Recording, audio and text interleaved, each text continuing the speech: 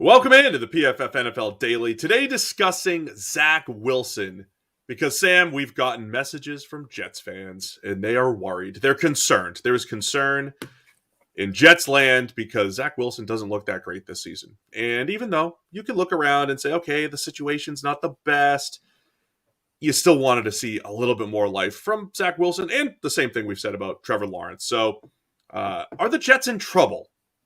Is Zach Wilson just not that good, Sam? Like, what have you seen from Wilson? And are we going to at least give the Jets something to be hopeful for in the show? Don't try and dress it up. That's not the question that was asked. The question that was asked is, quote unquote, is Zach Wilson cheeks? That's the question. I hope you didn't give that. You didn't title it that, did you? I haven't titled anything yet. But, okay, because we'll see what we do. I don't think our audience doesn't understand the way the kids talk these days. I don't think. Maybe that's great SEO for YouTube. You don't know. That might go to the moon. All right. Is Zach Wilson cheeks, Sam? There's a lot of evidence right now that suggests he might be cheeks. Maybe. The man has significantly more turnover-worthy plays than he has big-time throws.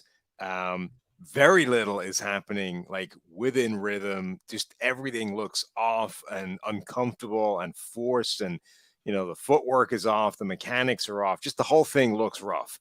And what I think is really concerning is, look, you can point to a couple of these other situations are pretty rough as well. Like Trevor Lawrence is being hung out to dry by the Jags, who's the whole situation in Jacksonville is sounding more and more ridiculous with every report that comes out. So he's struggling. Justin Fields has been kind of up and down. Trey Lance hasn't had much of an opportunity at all. But the difference is that I think when there's been three other quarterbacks have come in for the Jets, and all three of them have looked better than Zach Wilson, at least for a period of time. Like, where is the good? Where was the encouraging thing? And okay, every now and again he flashes a throw, and you're like, okay, yeah, there we go. That's what we saw at BYU.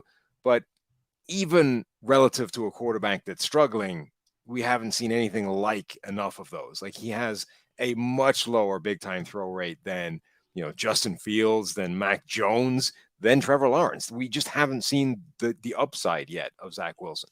Yeah, and honestly, I'm less worried about the big time throws right now than I am the easy stuff. You touched on it a little bit. I've touched on it before throughout the year.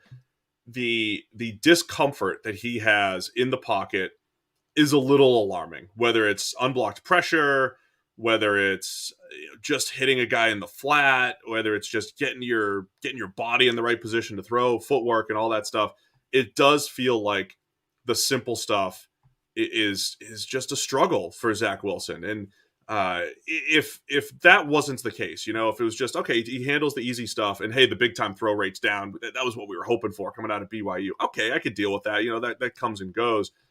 I'm a little worried about the easy stuff. And again, it's odd to me because he showed it at least in the preseason. For whatever it's worth, it wasn't like usually if you have a guy that plays like this in the preseason, in the regular season, you kind of saw that in the preseason too. Right. The preseason was the complete opposite. The easy stuff was there, the comfort level, the quick release, and all that stuff. So I would say that's part of my concern with Zach Wilson right now. It's like just hit the dude in the flat when you're supposed to, throw it on time. And your point, the guys that came in and had success after him, Mike White, Josh Johnson, they came in and threw the ball on time and in rhythm, this quick hitting passing attack of the Jets, and the offense looked completely different from what it looked like with Zach. Yeah, he has the lowest completion rate in the NFL. It's 56%. But look, he's also had a ton of passes dropped, so that's not necessarily fair. We have a simple statistic in Premium Stats 2.0, which is adjusted completion rate, right? So let's count every drop as a completed pass. Let's remove throwaways, passes that weren't actually intended to be complete for anybody. Let's remove spikes. Those are technically speaking a pass attempt, but obviously you're not intending to complete the pass. So we remove all those things, adjust, and we have adjusted completion rate, and 4 quarterbacks in the NFL have an adjusted completion rate below 70%.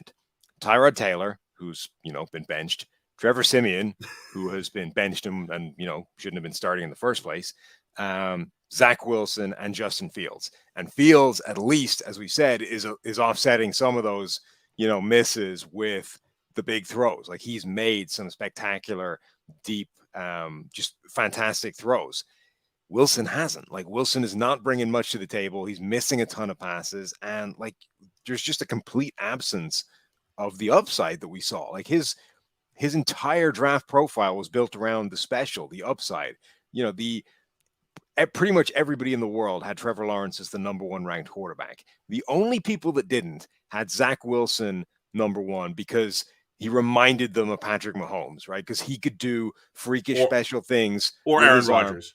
Right. He could do freakish special things outside of structure with his arm on the move. There's none of that. Like, it just isn't here yet. I'm going to give you one more concerning number and then maybe a little bit of hope, Jets fans. But first, football fans, I'm sure we all love an action-packed, high-scoring NFL game. But with the latest no-brainer from DraftKings Sportsbook, an official sports betting partner of the NFL, you'll be a winner once a single point is scored. New customers who bet just $1 on any team to score can win $100 in free bets. It's that simple. Sportsbook, if it's not available in your state, you can still get in on the NFL action. Everyone can play for huge cash prizes all season long with DraftKings daily fantasy sports contests. And DraftKings is giving all new customers a free shot at millions of dollars in total prizes with their first deposit. So download the DraftKings Sportsbook app now. Use promo code PFF. Bet $1 on any team to score. Win $100 in free bets. It's that simple. If they score, you score with promo code PFF this week at DraftKings Sportsbook, an official sports betting partner of the NFL. Must be 21 or older. New Jersey, Indiana, Pennsylvania only. New customers only. Minimum $5 deposit, $1 wager required. One per customer. Restrictions apply.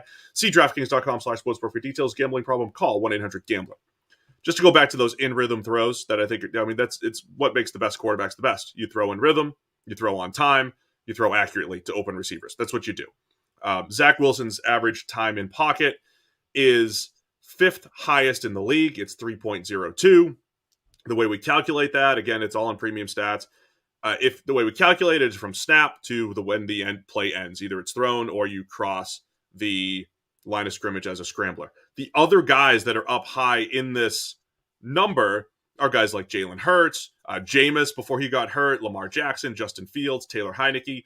They all have one of the highest numbers of scrambles, actually, runs where they've crossed the line of scrimmage. Lamar has 50, Justin Fields has 40, Heineke has 39, Hurts has 45. And Zach Wilson has 8, right? So just on the surface, he's holding the ball. You could say he's holding the ball longer than any quarterback in the NFL. That means he's either not seeing the field well, or just doesn't know what he's looking at, or maybe he doesn't have open receivers. But again, the A/B analysis here, other guys came in and did it differently. Right. That would be my biggest Zach Wilson concern. I'll give signs of hope in a minute, though.